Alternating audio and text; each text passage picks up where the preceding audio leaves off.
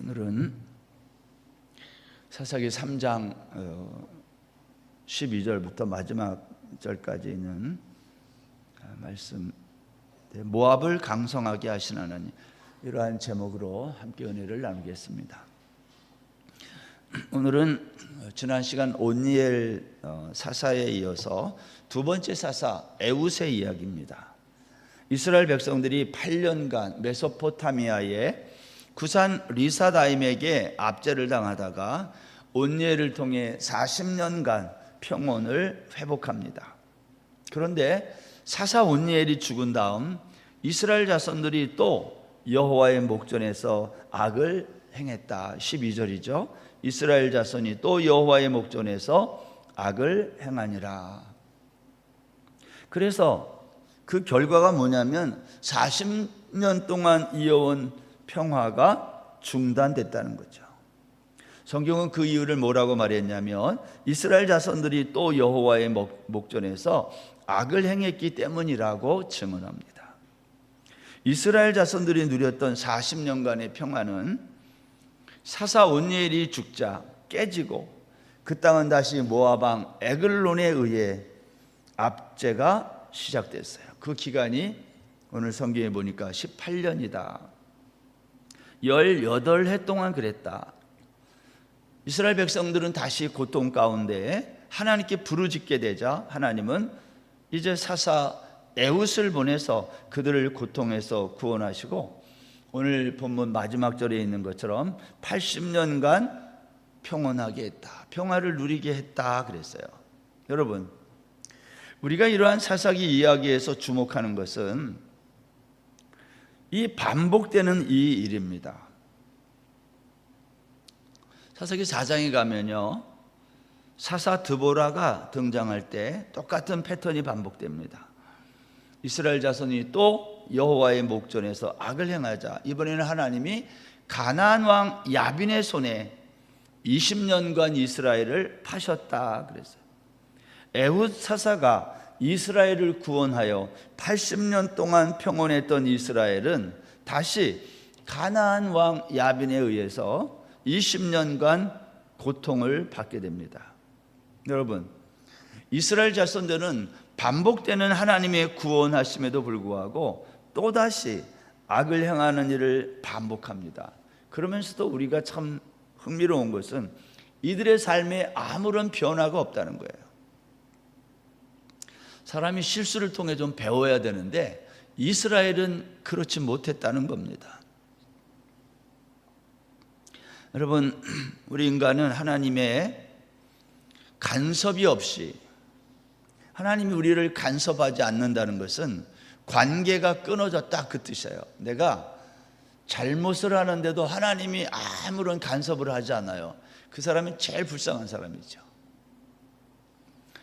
우리 인간은 하나님의 간섭하심이 없이 관계가 끊어지면 어떤 존재가 되냐면 성경은 그것을 진토, 쓰레기라 그래요. 우리의 신앙생활이 시간이 갈수록 점점 성숙하고 어떻게 보면 좀 업그레이드 되고 그래야 되지 않습니까? 그런데 사실 우리가 우리 자신들을 돌아보면 그렇지 않다는 겁니다. 제가 어제 화요 제자반에서도 이 성숙에 대해서 얘기했지만 한 가지 예를 한번 제가 들어보겠습니다. 인간은 왜 성숙하지 못하고 늘 쓰레기 같은 존재로 있어야 되는가? 그 예를 제가 들어보겠어요. 사무엘하 11장에 가면요, 다윗 왕이 밧세바와 간음하는 이야기가 실려 있어요. 사실 다윗이 밧세바와 간음하는 이 이야기는 세상에 위인전 같은데 만약에 쓴다고 한다면 이건 삭제해야 할 그러한 내용이에요. 그런데 성경은 차마 말하기 부끄러운 다윗 왕의 이 민낯을 그대로 드러냈다는 거예요. 사무엘하 11장 1절 2절 한번 보겠습니다. 그 해가 돌아와 왕들이 출전할 때가 되매 다윗이 요압과 그에게 있는 그의 부하들과 온 이스라엘 군대를 보내니 그들이 암몬 자손을 멸하고 랍바를 에워싸고 다윗은 예루살렘에 그대로 있더라. 저녁 때에 다윗이 그의 침상에서 일어나 왕궁 옥상에서 거닐다가 그곳에서 보니 한 여인이 목욕을 하는데 심히 아름다워 보이는지라. 고대 왕들은 전쟁이 나면 제일 그 전쟁터의 맨 앞장에 서서 지휘를 하는 게 왕이에요. 그래서 왕들은 골격이 커야 돼요. 근데 지금 다윗은 요압 장군과 그의 부하들이 암몬의 랍바성을 에워싸고 아직 전쟁하던 때에 자기는 왕궁 옥상에서 한가롭게 산책하다가 한 여인이 목욕하는 것을 보고 죄를 범하게 됐다라는 겁니다. 여러분, 사무엘하 이 11장 말고 그 10장까지 5장부터 10장까지를 읽으면 거기에 뭐가 기록되어 있냐면 이스라엘의 통일 이스라엘 왕국의 왕이 된 다윗이 누구인지가 기록된 게 5장부터 10장이에요. 흔히 하는 말로 무용담 같은 이야기예요. 다윗은 통일 왕국이 된 다음에, 거기에 왕이 된 다음에 시온 산성을 빼앗았어요. 그리고 언약궤를 또 다윗성으로 옮겼어요. 성경이 이렇게 말합니다. 다윗이 어디를 가든지 하나님이 이기게 했다. 사무엘하 9장에 가보면 사울의 집 가문, 원수와 같은 가문 아닙니까? 사울의 집 가문. 근데 거기에 아직 살아있는 사울의 집 혈통이 있어요. 요나단의 아들 무비보셋. 근데 이 무비보셋이 다윗과 같은 밥상에서 밥을 먹는 이야기를 성경이 기록하고 있어요. 다윗은 자신을 죽이려고 했던 사울의 가문의 씨, 거기에 왕자 중 씨인데 마지막 남은 혈통인데, 이 무비보셋을 자기의 아들처럼 왕자 중 하나같이 대우를 했다. 너무 인격이 괜찮은 사람 아닌가요? 여러분 같으면 이거 하겠어요? 다윗이 이렇게 괜찮다라는 것을 5장부터 10장까지 전부 기록해요. 그리고 이제 마지막 사무엘하 10장에 가보면 암몬과의 전쟁을 기록하는데, 암몬은 이때 아람 군대를 고용했어요. 돈 주고 사오는 거죠. 연합군을 편성해서 다윗의 군대와 싸움을 벌이는 거예요. 다윗이 얼마나 막강했는지 암몬도 아람을 돈 주고 사와서 같이 전쟁을 하는데, 전쟁하다가 아람이 갑자기 도망가요. 그러자 암몬의 군대도 자기들의 성 랍바로 도망칩니다. 요약하면 이런 겁니다. 다윗은 온 이스라엘의 대부분의 지역을 정복하고 이제 암몬의 랍바성을 공격하고 있었던 마무리 단계예요. 다윗은 이렇게 생각했어요. 이제 다 이겨놓은 전쟁이다, 이렇게 생각했는지 몰라요. 그래서 전쟁터에 다윗이 보이지 않는 거예요. 그리고 그때 왕궁에서 한가롭게 거닐 때 한 여인이 목욕하는 것을 보고 간음죄를 범했다는 겁니다. 여러분, 사람들은 다윗의 이런 모습을 보면서 무슨 생각 납니까? 여러분들은 다윗의 이 이야기를 보면 무슨 생각이 나요? 아이고, 좀 살만하니까 게을러 터져가지고 그 틈을 타서 또 죄를 짓는구나. 저 인간 내가 그럴 줄 알았어. 사람들이 다 그렇게 생각해요. 여러분, 우리는 보통 그렇게 해요. 살만하고 어느 정도 자기가 목표한 어느 지점에 다다랐다고 생각하면 사람은 게을러지고 그 틈을 타 죄를 짓기 시작합니다. 그런 걸 보고 주변에서 아, 나는 그러지 말아야지, 그렇게 하는 거 아닙니까? 여러분, 다윗이 그렇게 못된 사람일까요? 저는 다윗에 대해서 이런 생각을 갖는 것은 너무 앞서 나간 생각이라고 생각해요. 왜냐하면 다윗이 이때에 일어난 밧세바와의 간음 사건을 시편에서 이렇게 기록하고 있어요. 시편 51편 4절. 내가 주께만 범죄하여 주의 목전에 악을 행하여 싸우니. 이 51편의 그 표제어에 가면 다윗이 밧세바와 동침한 후 선지자 나단이 다윗에게 왔을 때 지은 시, 이렇게 되어 있어요. 다윗은 자신이 밧세바와 동침한 이 사건, 간음죄를 바라보면서 다윗은 이 죄는 사람에게 지은 것이 아니라 주의 목전에서 악을 행했다. 하나님께 죄를 졌다고 고백하는 거예요. 여러분 좀 이상하지 않습니까? 죄는 누구에게 짓는 거예요? 죄는 사람과 사람 사이의 관계에서 짓는 겁니다. 그렇죠? 근데 다윗은 사람이 아니라 하나님께 죄를 졌다고 오늘 고백한 거예요. 다윗은 밧세바와 동침한 다음 이것이 나단 선지자로 인해 발각되고 지적당하고 자신의 민낯이 드러나자 이렇게 고백했어요. 5절 같은 시편의 5절에 보면 이렇게 말했어요. 내가 죄악 중에서 출생하였으며 어머니가 죄 중에서 나를 잉태하였나이다. 11절 나를 주 앞에서 쫓아내지 마시며 주의 성령을 내게서 거두지 마소서. 주의 구원의 즐거움을 내게 회복시켜 주시고 자원하는 심령을 주사 나를 붙드소서. 다윗은 나단 선지자의 지적 앞에서 자신의 모습, 자신의 원래 모습이 죄덩어리임을 깨달은 거예요. 만일 주의 성령이 떠나면, 여기 오늘 그랬죠. 주의 성령을 내게서 거두지 마소서 그랬는데, 만일 다윗에게 임했던 주의 성령이 떠나면, 하나님이 나를 떠나면 자신은 뭐가 된다는 거예요? 나는 쓰레기가 된다는 거예요. 여러분 우리 인생이 뭐냐? 우리 인생은 하나님이 떠나면, 하나님과의 관계가 떠나면 우리는 곧장 쓰레기가 돼요. 다윗이 그것을 깨달았다는 거예요. 이 시편 51편이에요. 우리는 가끔 이렇게 생각해. 내가 굉장한 사람인 줄로 알아요. 근데 하나님이 떠나면 우리는 즉시 쓰레기예요. 다윗이 그것을 깨닫습니다.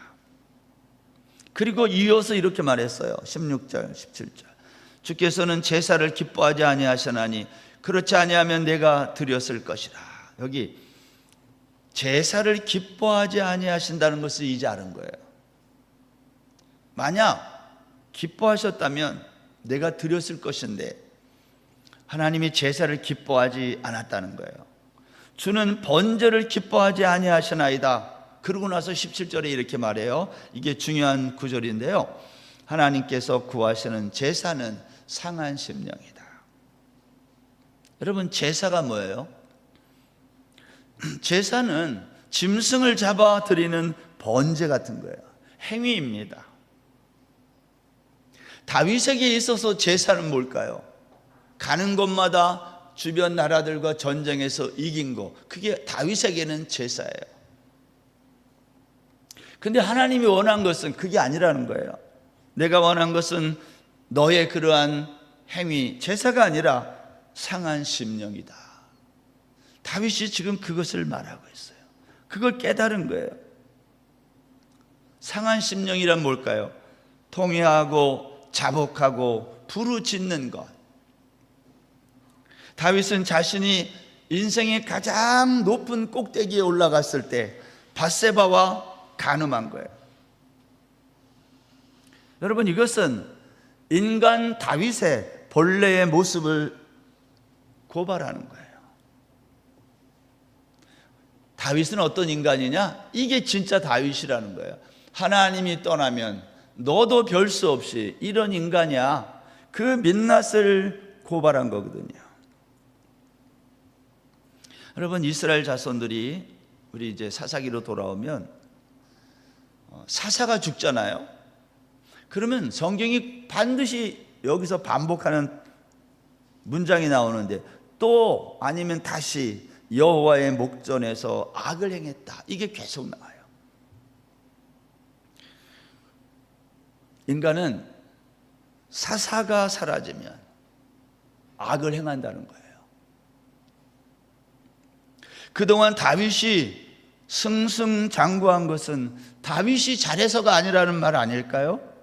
하나님이 다윗과 함께 하셨기 때문에 그가 가는 곳마다 이긴 거지. 하나님이 함께 하지 않았다면 다윗 너도 지금과 같은 쓰레기라는 거예요. 여러분 오늘 본문 12절 한번 보면 거기 이렇게 돼 있어요. 여호와께서 모압 왕 에글론을 강성하게 하사. 모압이라는 나라가 있는데 하나님이 그 나라를 강성하게 했다. 요단 동편에 있는 나라예요. 여러분, 이스라엘 자손이 여호와의 목전에서 악을 행했을 때 지금 하나님이 하신 일을 기록했는데 그건 뭐냐? 모압 왕 에글론을 강성하게 했다. 왜? 이스라엘 백성들이 여호와의 목전에서 악을 행할 때 그 시간에 하나님이 하신 일이 뭐라고요? 주변에 있는 나라 모압을 강성하게 했다. 왜 그랬을까요? 여러분, 모압이 누구입니까? 모압은 아브라함의 조카 롯의 큰딸이 소돔을 나와서 소알에 거주하다가 거기도 두려워서 소알성에서 나와 산에 올라가 산에 있는 동굴에 들어갔어요. 그리고 그곳에서 남자가 없다는 것을 알고 후손을 잇기 위해 아버지 롯에게 술을 마시고 동생이랑 같이 차례로 동침해서 낳은 아들이 모압이에요. 13절을 보면 모압왕, 오늘 보면 13절을 보면 모압왕 에글론은요 암몬과 아말렉 자손을 모아서 이스라엘을 쳤다 그랬어요.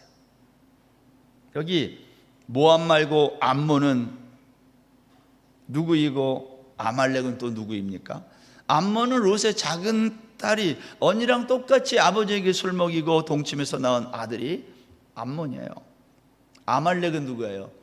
아말렉은 에서의 아들 엘리바스의 첩 딥나가 낳은 아들이에요. 그러면 이런 말이에요. 모압, 암몬, 아말렉 이 사람들은 전부 누구의 후손이에요?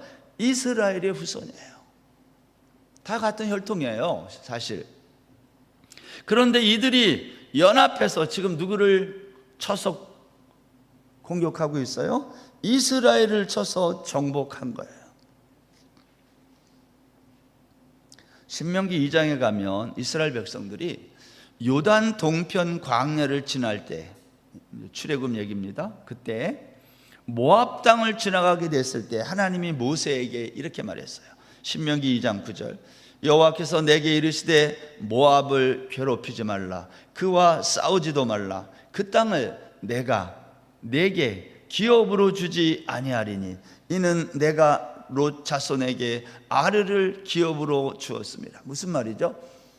모세에게 한 말이에요. 내가 너희들에게는 요단 동편 땅은 주지 않았다는 거예요. 서편만 줬지. 여기는 모압 땅이라는 거예요. 그러니 너희들은 모압을 괴롭히지 말고 싸우지 말라는 거예요. 그 땅을 그들에게 기업으로 주었기 때문에.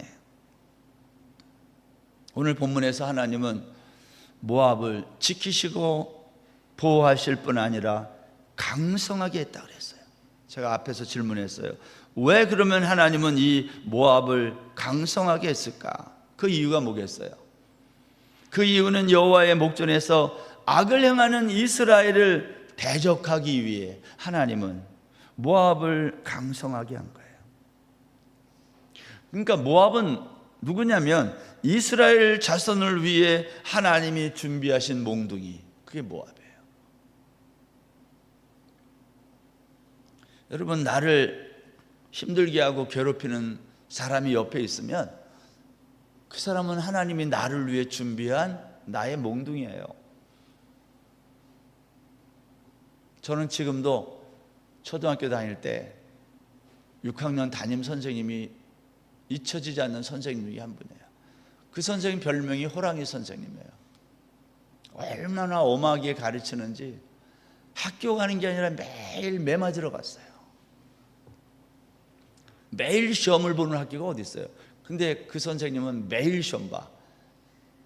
9시에 수업이 시작하면 8시까지 오기 위해서 8시부터 9시까지 무조건 시험 봐요. 과목별로 돌아가면서 매일 봐. 죽겠더라고요. 그리고 시험만 보는 게 아니라 끝나면 채점해가지고 점수를 보고 성적이 안 좋은 애들은 앞에 나가서 흔히 하는 말로 빠따를 맞는 거예요.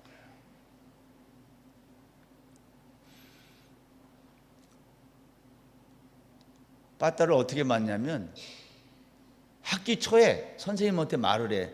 나는 국어는 80점 이상 받겠습니다. 80점 못 맞으면 1점에 한 대 뭐 이렇게 정해요. 그때 제가 반장을 했는데 자존심 있어가지고 점수를 높이 썼네. 근데 다 잘하는 거 아니잖아요, 과목.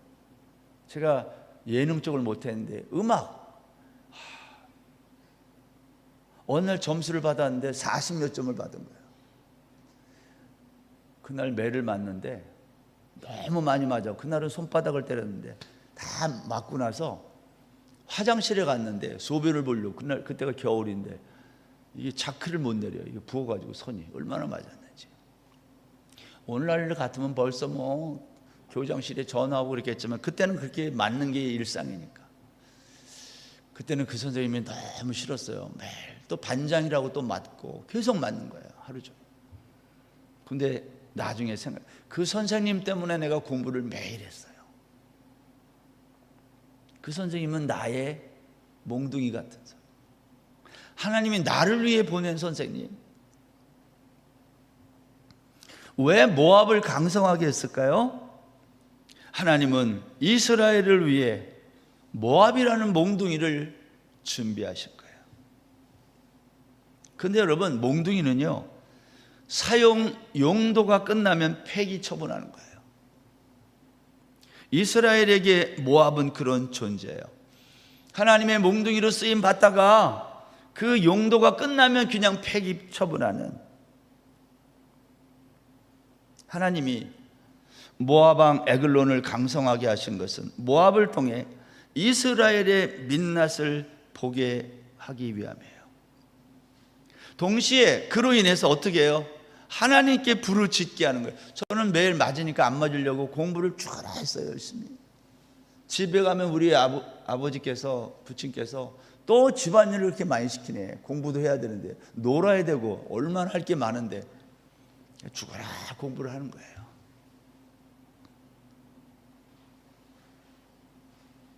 여러분, 하나님이 이스라엘에게 모압이라고 하는 존재를 그렇게 만드셨어요. 이스라엘 백성들은 너무 힘드니까 하나님 앞에 부르짖었다는 거예요.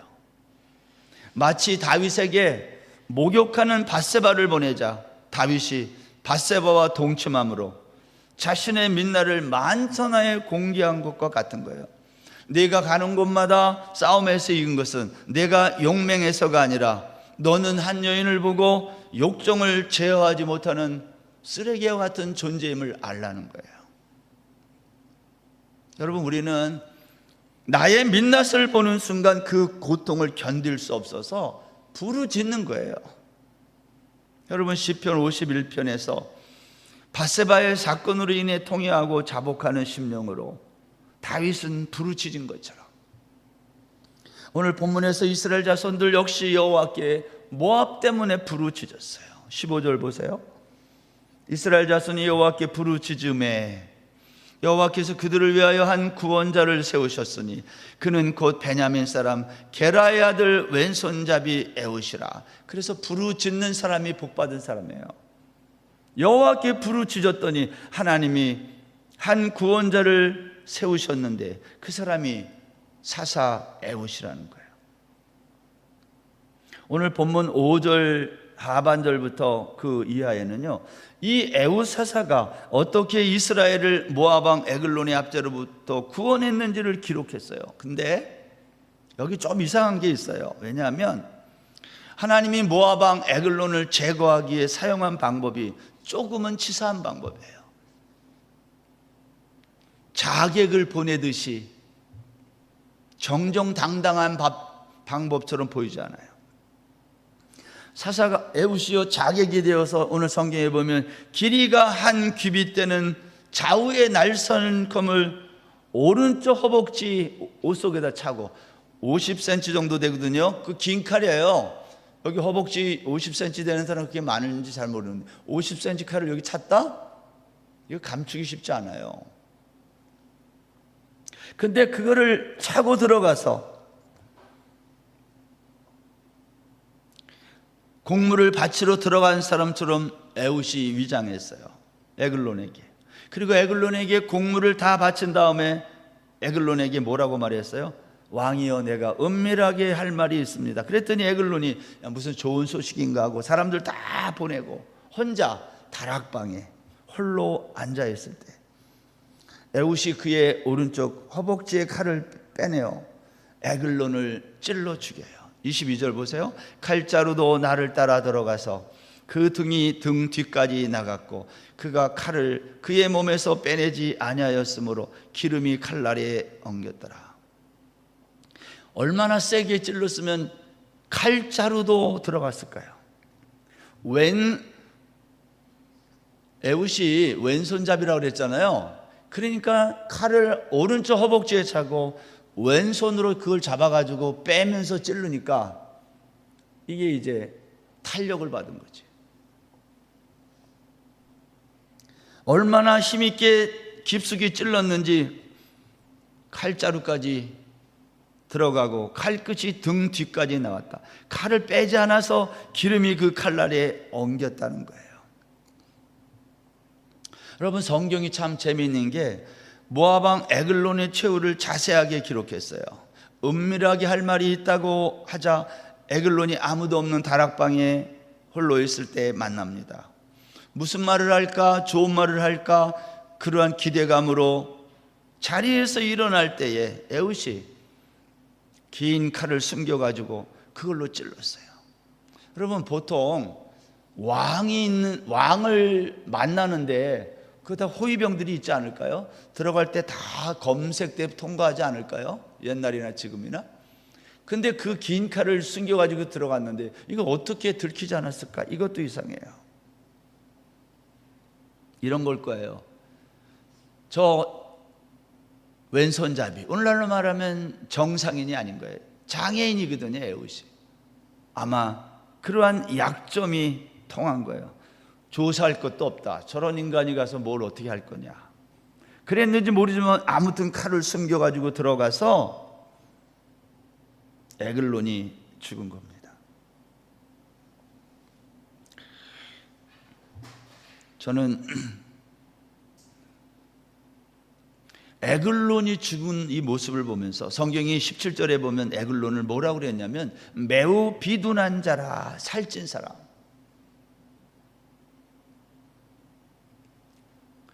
이러한 표현과 함께 에훗의 칼이 그의 몸을 찌른 다음 그 칼을 빼지 않았을 때 기름이 그의 긴 칼에 엉겨 붙었다.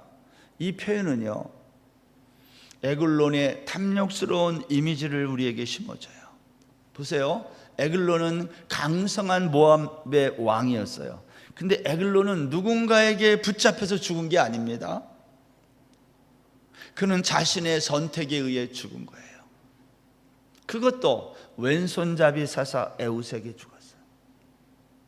저는 에글론이 에훗에게 의해서 살해당하는 이 장면을 보면서 생각나는 바울 사도의 고백이 생각났어요.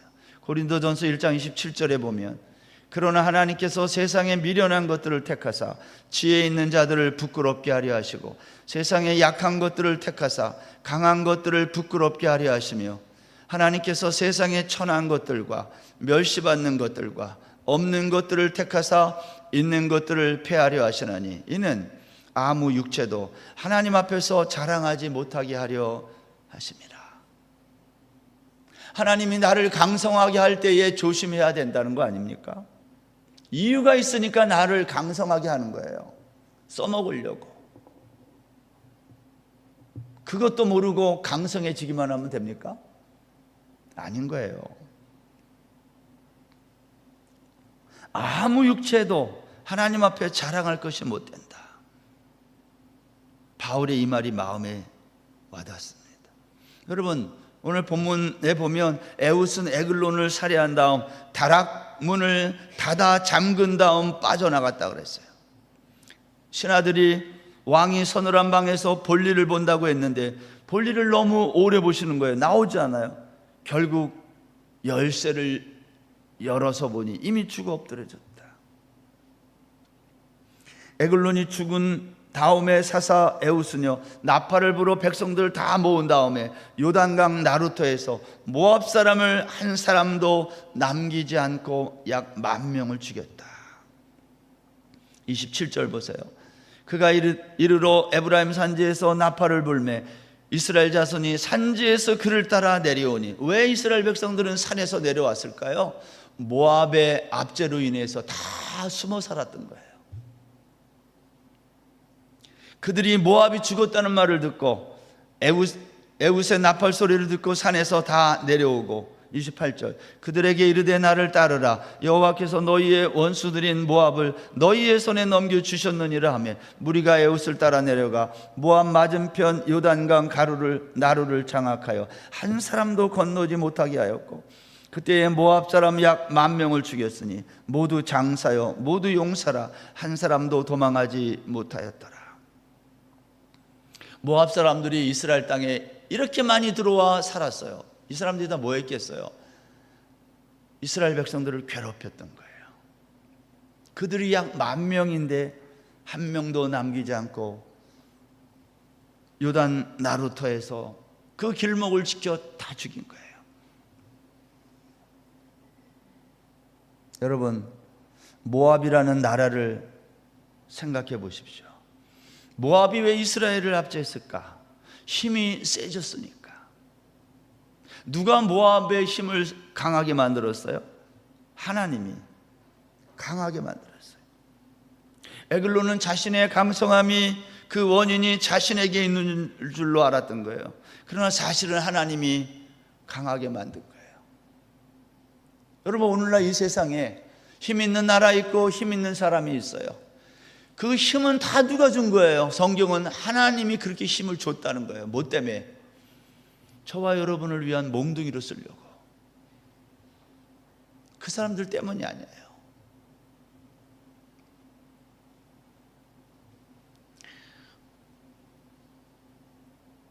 여호와의 목전에서 악을 행하는 이스라엘 백성들을 부르짖게 한 다음 하나님은 그들을 구원하기 위해 모압을 강성하게 한 거예요. 온니엘 사사를 통해서 이스라엘을 구원해 주시고, 지난 시간에 40년간 태평성대를 누리게 하실 때 이야기, 40년 동안 태평성대를 이루었거든요, 이스라엘이. 근데 그 40년 동안의 이야기가 성경에 한 줄도 나오지 않아요. 오늘 80년 동안 태평성대를 이루는데 80년 동안 태평성대의 이야기가 성경은 한 줄도 기록하지 않아요. 무슨 말이에요? 아무리 오랫동안 잘 먹고 잘 살아도, 태평성대를 누려도 그 기간은 하나님에게는 없음이라는 거예요. 하나님에게는 의미 없는 시간이에요.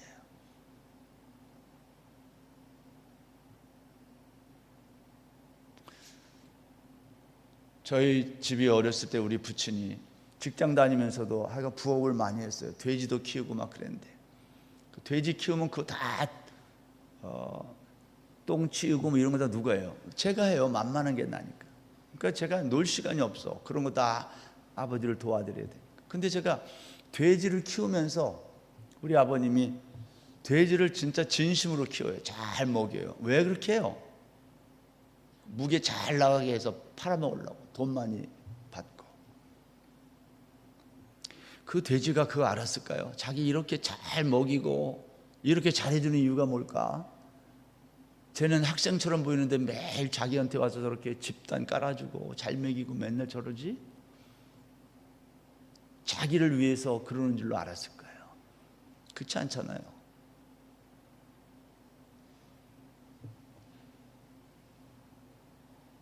여러분, 사람이 죽으면 묘비에 쓰는 내용이 뭐예요? 이름 3글자 쓰고 보통 출생일, 사망일을 써요. 그리고 그 사이에 이렇게 하이폰 딱 하나 거요. 누가 죽어도 똑같아요. 왕이 죽어도 그렇게 써요.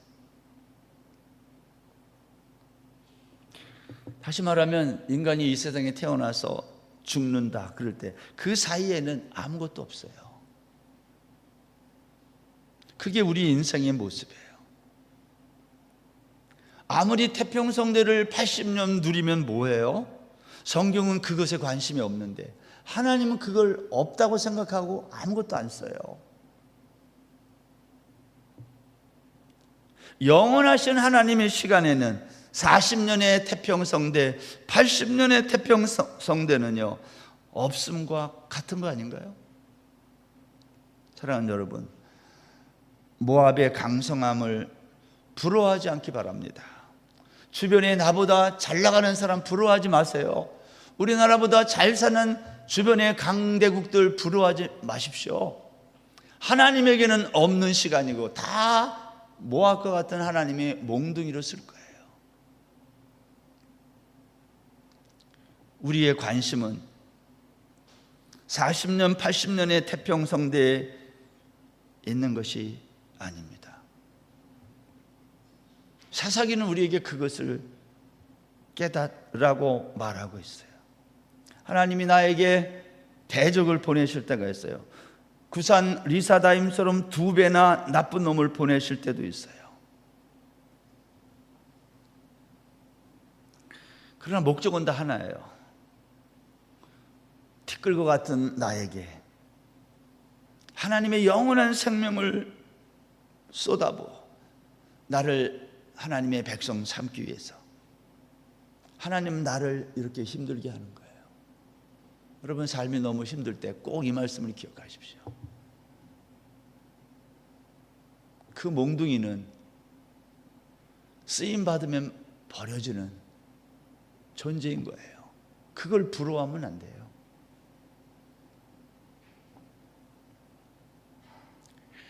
모압을 강성하게 하신 하나님, 그 이유를 생각하면서 또 이 한 주간도 이 말씀 붙들고 승리하는 저와 여러분 다 되시기를 주의 이름으로 축원합니다.